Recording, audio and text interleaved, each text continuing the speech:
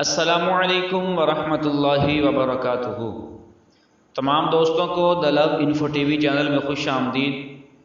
امید کرتا ہوں کہ تمام دوست احباب بخیر و عافیت سے ہوں گے۔ اللہ تعالیٰ کی پاک بارگاہ میں دعا ہے کہ رب کائنات آپ کی تمام پریشانیاں دور فرمائے۔ اللہ تعالیٰ آپ کی ہر جائز نیک حاجات کو پورا فرمائے۔ آپ کو، آپ کے گھر والوں کو، آپ کے دوست احباب کو اللہ تعالیٰ صحت یابی اور تندرستی عطا فرمائے۔ تو آئیے چلتے ہیں آج کے وظیفے کی طرف۔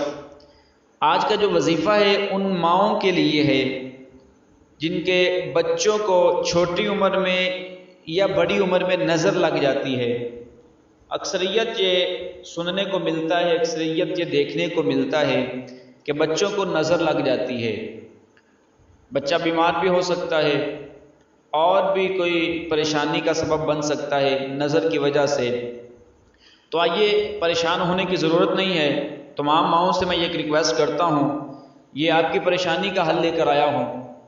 تھوڑا سا مشکل ضرور ہوگا، لیکن اگر ہمت کریں تو انشاءاللہ تعالی آپ کے بچے کو نظر نہیں لگے گی۔ آپ پیسہ جو آپ خرچ کرتے ہیں ڈاکٹرز کے پاس جا کر کہ پتہ نہیں بچے کو کیا ہو گیا ہے، طرح طرح کی دوائیاں لے کر کھلاتے ہیں، چھوٹی سی عمر میں بچوں کو دوائیاں کھلا کھلا کے بچوں کو بیمار کر دیا جاتا ہے۔ ایک بات ذہن میں رہے، یہ ایک نظر کا علاج ہے، نظر کا وظیفہ بھی ہے، چھوٹا سا بالکل مختصر سا ہے۔ اگر مائیں اپنے بچوں پر یہ بات شروع کر دے تو انشاءاللہ تعالی بچے کو کبھی بھی کسی کی بھی نظر نہیں لگے گی۔ وظیفہ کون سا ہے؟ کوئی عام وظیفہ نہیں بلکہ قرآن پاک سے ثابت ہے، قرآن پاک سے ہی کرنا ہے۔ قرآن پاک تو ہر ماں کو آتا ہے۔ کوشش کرنی ہے کہ باوضو ہو کر، بلکہ طریقہ اس کا سن لیں۔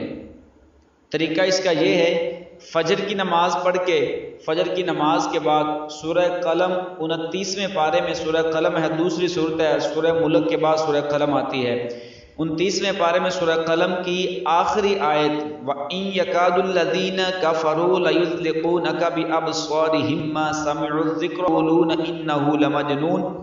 یہ آخری آیت سورہ قلم کی اول آخر 11 مرتبہ درود پاک پڑھنا ہے، 11 مرتبہ اس آیت کو پڑھنا ہے اور پڑھ کر بچے پر پھونک مار دینا ہے۔ یہ 41 دن تک مسلسل کرنا ہے۔